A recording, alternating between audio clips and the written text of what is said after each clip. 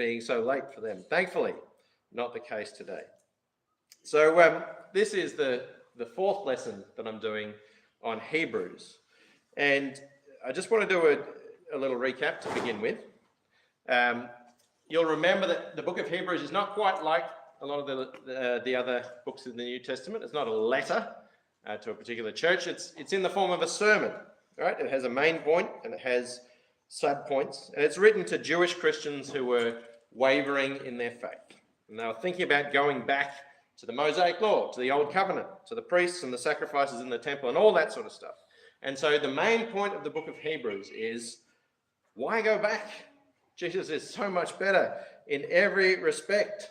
And so he goes into these sub-points. He's better than angels, right? So he's better than prophets. These messages that have come to God's people through the visions, through angels, through prophecies. How much more reliable is it to come from God's direct image himself? He's better than Moses because, Moses was this great towering figure in the Old Testament, but he was a faithful servant in God's household. And this is the heir. This is the prince, the one who is the heir of all things.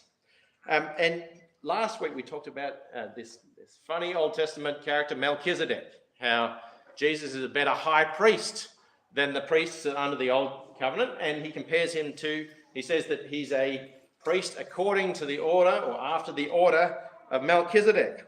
Because, the Levitical priests are limited by their own sin. They're limited by death, so you keep having to get new priests.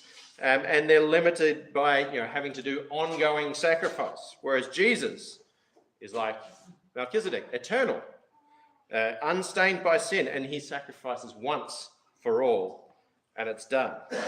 And so, in the middle of this part of the book where he's talking about Jesus, the great high priest, it says here in Hebrews 8, verses 6 and 7, as it is, Christ has obtained a ministry that is as much more excellent than the old, as the covenant he mediates is better, since it is enacted on better promises. For if that first covenant had been faultless, there would have been no occasion to look for a second. Now, it's important we understand the author's point here. He's not saying that the old covenant was bad. It's just incomplete. It's not God's final plan, right? If it was his final plan, there wouldn't be a need for a second. And we see this in Romans 8, verse 3. It says that God has done what the law, weakened by the flesh, could not do. By sending his own Son in the likeness of sinful flesh, and for sin, he condemned sin in the flesh. So he's done what the law couldn't do, because the law was working with flesh and blood, sinful people, right? The old covenant wasn't bad, but it wasn't God's final plan. God sent Jesus to tear down the dividing wall that kept us from our God, us from our Creator. If any of you have read or with your kids or have listened to the story, the garden, the curtain, and the cross, that sort of ties together these three elements of the biblical story. Because sin entered the Garden of Eden, this perfect place where God and man were walking together, face to face, without shame. Sin enters and mankind is kicked out of the garden. And what does God place at the gates of the garden? It's these warrior angels, these cherubim with a flaming sword, saying, what is the phrase from the book? It's wonderful to live with him, but because of your sin, you can't come in. And then we go under the old covenant and we have the tabernacle and we have the temple built, and they have a special place in the middle of the temple where God dwells. But what is hanging outside that place? There's a curtain, and on the curtain are these images of these warrior angels with a flaming sword. Because of your sin, you can't come in. When Jesus dies on the cross, there's a lot of weird things that happen. There's darkness in the middle of the day. There's people just rising up from the graves and walking around the city of Jerusalem. What's something really significant that happens? That curtain that divides God from man is torn in two. God has made a way for mankind to come back into communion with him. But how do we get there? And this is the point, this is the application of the Hebrews message, right? He's been making this argument, and now he's saying this is the application, right? How do we go through this way that Jesus has made? And the answer is by faith. Now, that's great that we have that answer, but we have to understand what faith is. And it's unfortunately quite a misunderstood word. When you ask everyday people what they think faith means, they might say something like a very strong belief, something like unshakable belief. Most often they have this concept, this idea that it's faith despite evidence to the contrary, or faith, belief without any proof at all, right? I remember I was on the bus from Monash Peninsula up to Monash Clayton, a trip that I did pretty much every day for many years. And I was sitting next to a colleague of mine named Vera, who was one of the lab techs. And she mentioned in one of our conversations that she really admires people of faith. I ride on the bus with her. Oh, you're right, with Vera. There you go. Lovely lady. But what she meant by I admire people of faith is I admire people who believe in God despite there being no evidence for it, right? I admire people with a strong conviction that can't be shaken by silly things like proof, right? That is not what faith means in the Bible. And thankfully we have a definition here at the start of Hebrews 11. Faith is the assurance of things hoped for, the conviction of things not seen. So it is a strong belief, but it's not belief without reason. It's not belief without proof. It's belief in something that you can't directly see. You can't directly measure or you can't directly prove, but it is trust based on some previous experience, some previous knowledge that what cannot be seen is there, or what cannot be known is knowable, right? And the thing is that it's impossible to live life without faith. We all have faith in something or in someone. And this is what Vera and many others, I don't want to scapegoat Vera here, it's a very common misconception. There's this idea that there are religious people and they have faith, and there are non-religious people and they don't have faith, right? We all have faith. And faith is so linked to this idea of trust. You're going to have to trust somebody, to sort of paraphrase Bob Dylan there. We all trust somebody. It's impossible to live life only based on things that you can derive from first principles with pure logic, right? The example that is often given, and I don't know where this originates from, is the idea of going through a green traffic light. You go through an intersection, you see it's a green traffic light to go straight ahead, and you go through. None of you is sort of wondering if the other direction has a red light or not, or if they have a green light or not. If we didn't trust that the traffic engineers were able to design traffic lights such that when we have a green, they have a red, we'd be slowing it down and we'll be taking it very easy around these intersections, right? But we trust, we live in faith that they know what they're doing. And even if we think, oh, they could have made that green light a little longer so that I had the chance to get through, we know we trust, we live in faith that they are not doing something unsafe, like giving everyone a green light at the same time. And of course, there's many different relationships of trust, of faith that we have in this world. And the primary one, the one that we all go through, and the one that if it is abused and mistreated has the greatest effect on us in life, is the one between kids and parents, right? There is a great deal of trust that kids have in their parents, and hopefully we don't abuse that trust, right?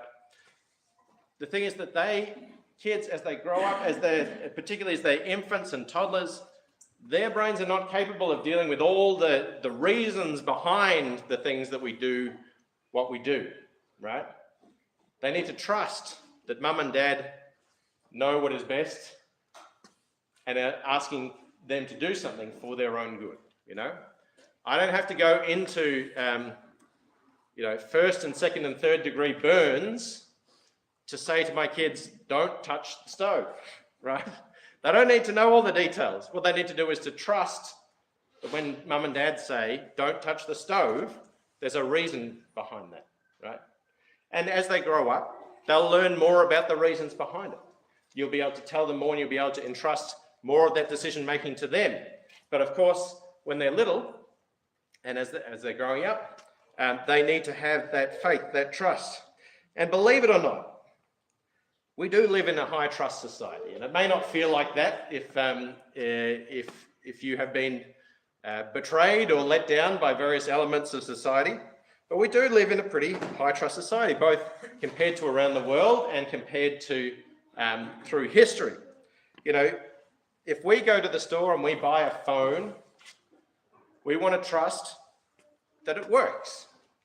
And if it doesn't work, then something's going to be done about it, right? That there is a law or a regulation or somewhere that they can be held to account for selling you something that doesn't work. I really should have written car here, shouldn't I, rather than phone. If you hire a workman, a tradie, you want to trust that they've been trained, that they're capable of doing the work that they're doing, and that if they're not going to be able to do the work that they're doing, that you're not going to get ripped off. That they've been trained and their skills have been verified by whatever apprenticeship or training they've gone through. The reality is, although we do live in a pretty high trust society, these things break down. Parents fail their kids. I know I do. A current affair keeps us abreast of all the shonky tradies around the country who are, ripping people off, right? Politicians make deals to enrich themselves rather than to serve the people that they are meant to work for, their constituents. So where can we put our faith? If the question is not, do we have faith or don't we have faith? Where can we put our faith? Where is somebody or something that is worth trusting, that is able to be leaned on? In Isaiah 40, there's this very famous verse. And so I think it's actually on my Bible case cover, right? Isaiah 40:31. Those who wait on the Lord will renew their strength. They shall mount up with wings like eagles. They will run and not grow weary. They will walk and not faint, right? And we sing that song, Teach me, Lord, to wait. Now the problem, and I guess this is perhaps a little bit of a breakdown in communication or in language, with words being used differently over time. When we say wait on the Lord, this kind of sounds like just sitting around and waiting for God to make things better, right? Those who wait on the Lord. Well, that's not what waiting on the Lord is. Waiting on the Lord is taking action.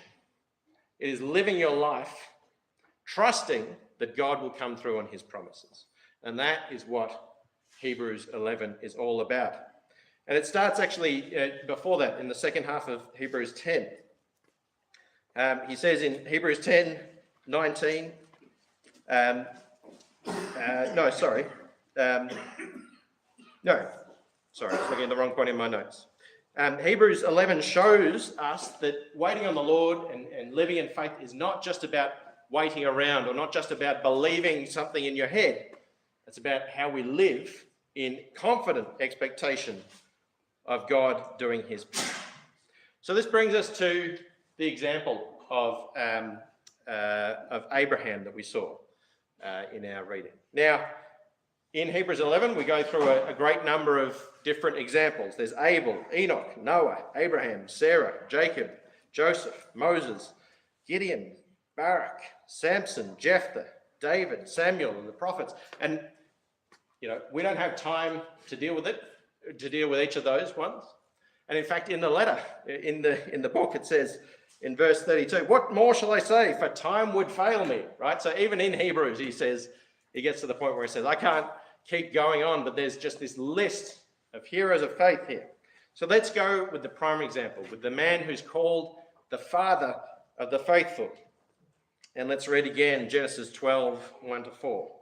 Now the Lord said to Abram, go from your country and your kindred and your father's house to the land that I will show you. And I will make of you a great nation, and I will bless you and make your name great, so that you will be a blessing. I will bless those who bless you, and him who dishonors you I will curse, and in you all the families of the earth shall be blessed. So Abram went as the Lord had told him, and Lot went with him. Abram was 75 years old when he departed from Haran.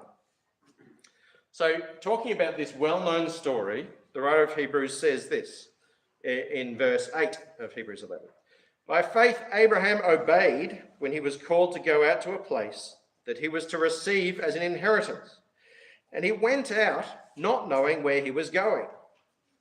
By faith he went to live in the land of promise, as in a foreign land, living in tents with Isaac and Jacob, heirs with him of the same promise.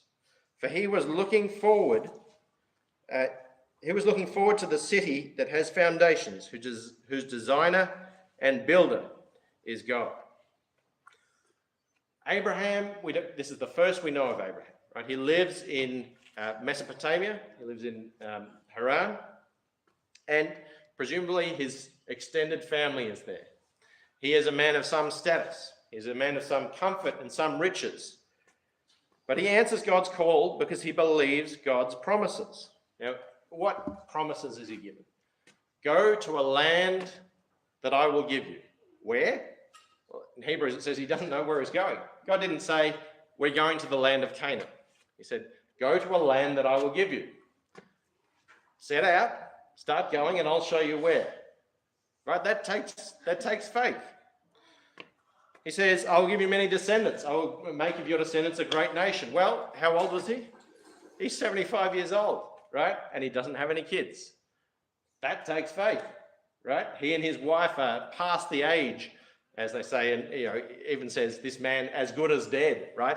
There's no descendants coming out of this man, and yet he set out in faith. He believed God's promises, and he says, "I'll bless you, and I'll bless those who bless you, and I'll curse those who curse you." Well, it says who? Based on what, right? But Abraham trusted God. He trusted in God, and he had enough faith that he stepped away from comfort and riches and wealth and power to live a life of faith. So that's why he's in the list. And there's many more examples in that chapter 11. But what is the purpose of the list? Why is the writer of Hebrews giving us this list of faithful people? Well, one reason is it shows us that faith is inseparable from actions. It's not just faith like you believe that God exists, although it does say that, those who want to approach God must believe first that he exists and that he is a rewarder of those who seek him. So believing in God's existence is obviously critical. But it's not, Hebrews 11 didn't say Abraham believed God was real, and Moses believed God was real, and Gideon believed God was real. This is not what they are known for. This is not the example of their faith. What was their faith? Their action showed their faith. Right?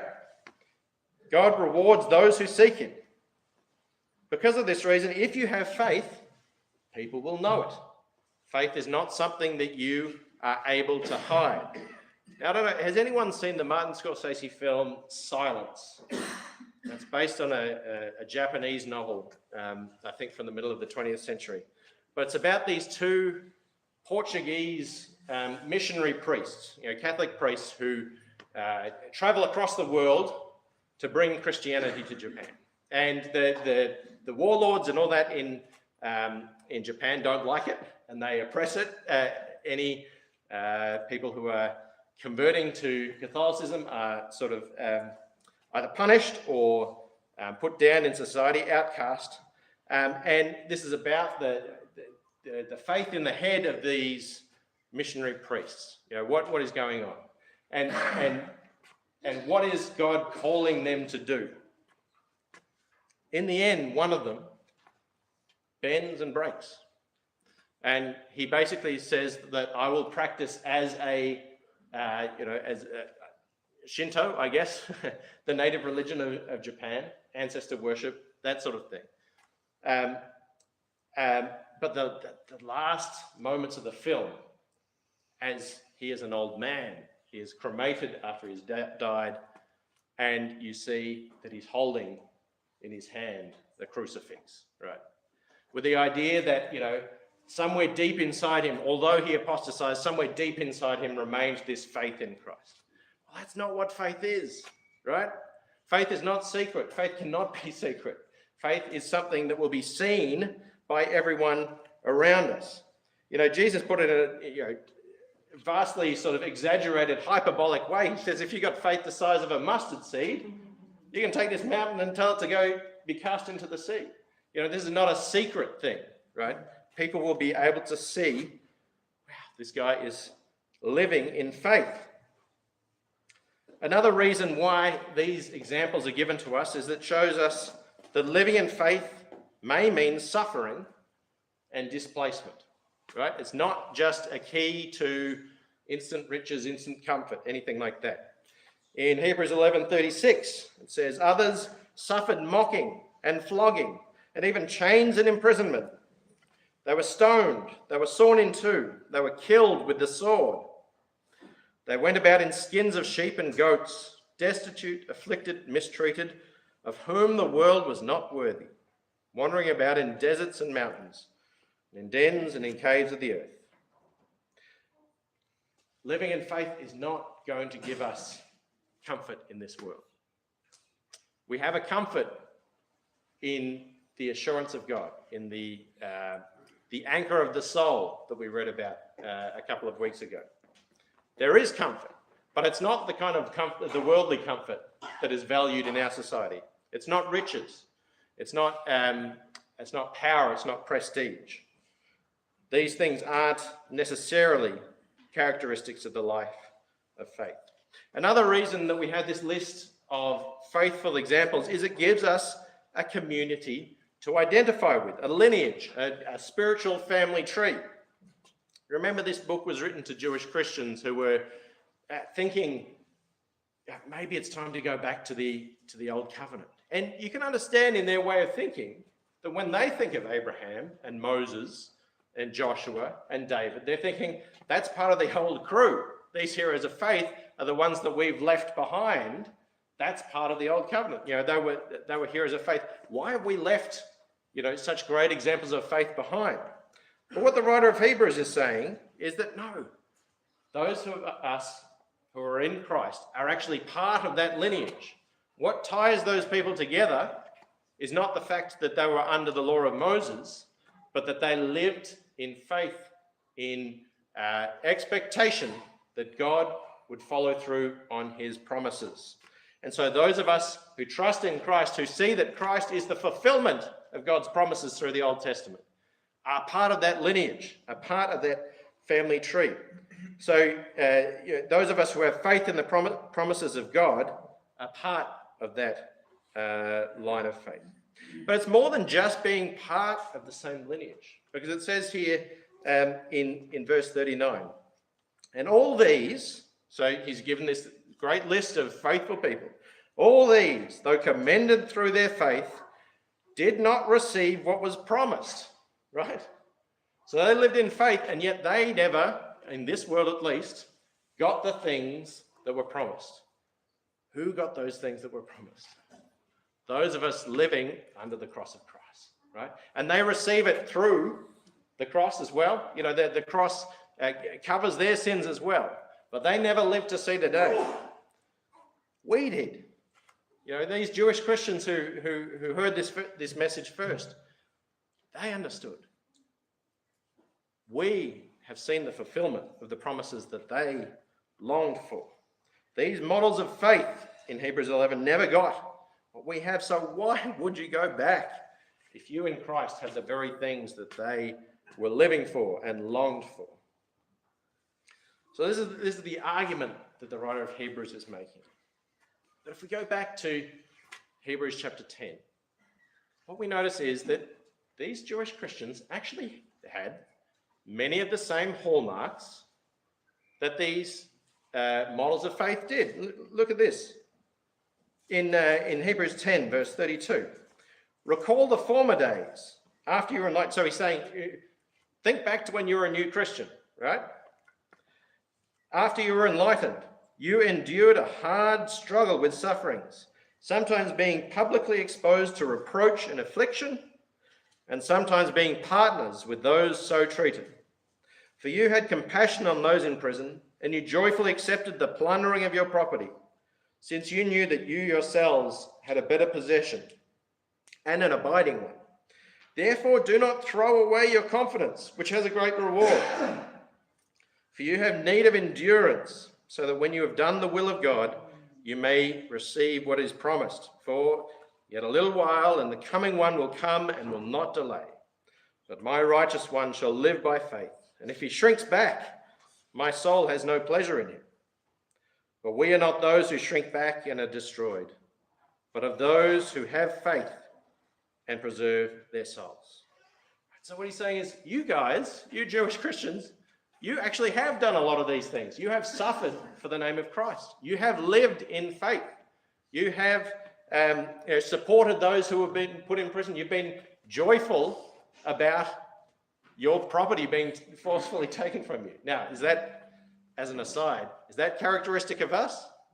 You know, if for whatever reason the government came and said, because you're a Christian, I'm going to confiscate your car, would we joyfully accept the plundering of our property for the name of Christ? That's a high bar to clear, isn't it?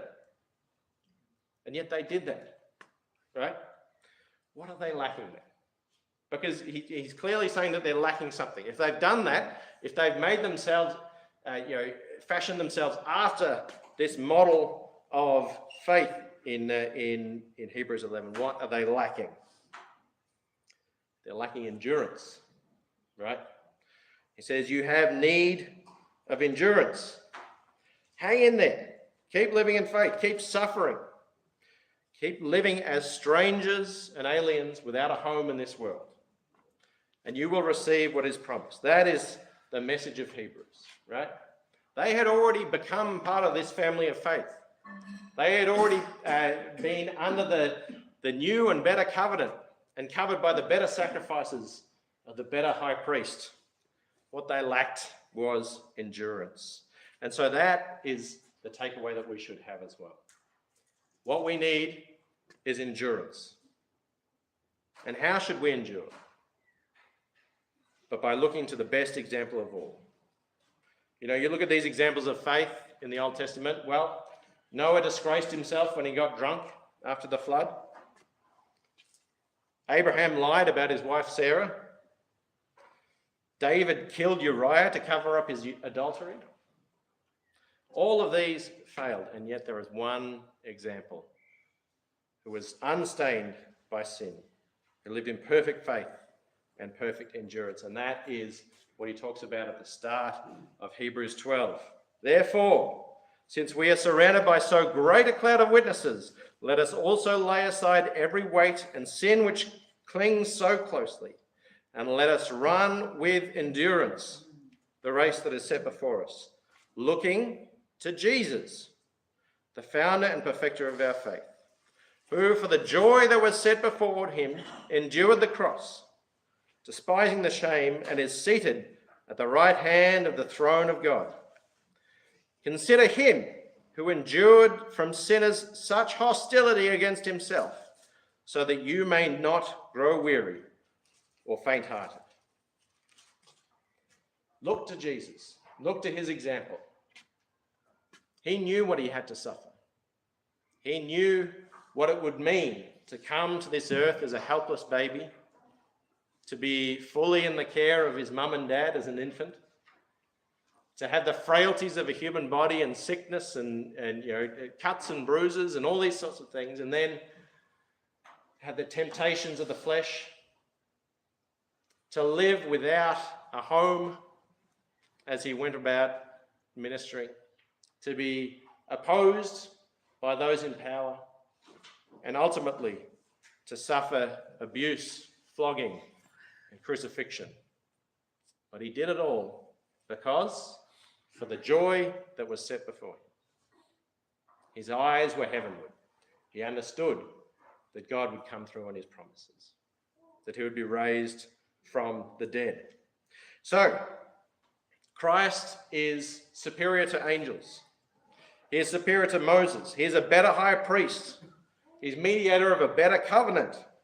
And everything that came before foreshadowed him and pointed to his saving work, breaking down the barrier between man and God. And how do we access that gift? How do we draw near to him? We draw near to him in faith, in acting and living in such a way that shows that we believe that God will come through on his promises. If you're not a Christian today, I encourage you to draw near to God in faith. Understand that his promises are not just for those who are already Christians, but they are for you. Pick up the gift that is right in front of you, that God has provided for you. Believe him when he says that those who believe and are baptized shall be saved. Believe everything that he teaches, and believe that he will make good on his promises of a crown of life for those who endure. If you are a Christian, well, I've got good news. You're already part of that legacy of faith. You're already part of that roll call, that family tree of people who have acted with assurance that God will come through on his promises. But the race isn't finished. You have need of endurance, just like those who were the recipients of this message first. So look to Christ, who endured such opposition from sinful men, who suffered crucifixion despite his own innocence, and is now seated at the right hand of God. His promises are for you, his promises are for me, and we can help each other get there in the end. Let's sing.